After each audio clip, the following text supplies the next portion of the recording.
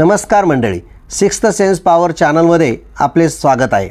आणि आज आपण बघणार आहोत की कन्हेरीचे झाड घरात लावणे शुभ की अशुभ, कन्हेरीचं महत्त्व काय आहे। तर मंडळी, वास्तुशास्त्राचा विचार केल्यास कन्हेरीच्या झाडाला विशेष महत्त्व आहे। घराच्या बाहेर अंगणात किंवा परिसरामध्ये कन्हेरीचे झाड लावणे शुभ असते। कन्हेरीच्या झाडाला साधारणतः 3 प्रकारची म्हणजे 3 रंगांची फुले येतात। त्यामध्ये पांढरी कण्हेर, पिवळी कण्हेर आणि लाल कण्हेर। पांढरी कण्हेर ही लक्ष्मीचे प्रतीक मानली जाते। पांढरी फुले पूजेत लक्ष्मीला अर्पण करतात। घराच्या अंगणात पांढरी कण्हेर लावली तर ती अतिशय शुभ मानली जाते। त्यामुळे घरात सुख समृद्धी आणि घरावर लक्ष्मीची कृपा राहते। त्यानंतर पिवळी कण्हेर म्हणजे पिवळी फुले येणारी ही अतिशय औषधी असते। तसेच फुले हे विषारी असतात, घराच्या अंगणात लावायला हरकत नाही।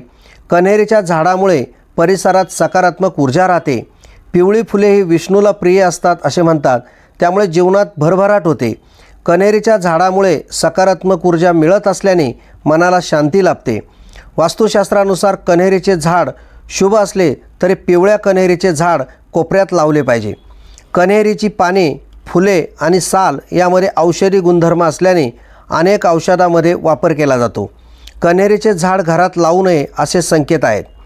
लाल रंगाची फुले असणारी कण्हेर घरात किंवा अंगणात लावू नये। लाल रंगाची कण्हेर आध्यात्मिकदृष्ट्या महत्त्वाची असते। ही वनस्पती काही गूढ असे संकेत देत असते। कन्हेरीची लाल फुले स्वप्नात दिसल्यात अशुभ घटना घडतात।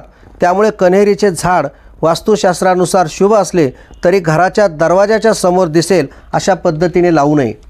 घराच्या अंगणात मोगरा, पारिजात, गुलाब यासारखी फुले लक्ष्मीला प्रिय असतात। त्यामुळे घरात नेहमी सकारात्मक वातावरण राहते व सुख समृद्धीसुद्धा लाभते। तसेच घरावर लक्ष्मीची कृपादृष्टीही राहते। कन्हेरीच्या झाडाचे महत्त्व हे खूप असून आयुर्वेदात किंवा विविध प्रकारच्या औषधामध्ये वापर केला जातो। पांढरी कण्हेर शुभ मानली जाते। कन्हेरीचे झाड घरात किंवा घराच्या परिसरात लावावे की लावू नये याबद्दलचा हा व्हिडिओ तुम्हाला जर आवडला असेल तर नक्की लाईक करा आणि शेअर करा। आणि तुम्ही जर नवीन असाल तर चॅनलला सबस्क्राईब करायला विसरू नका।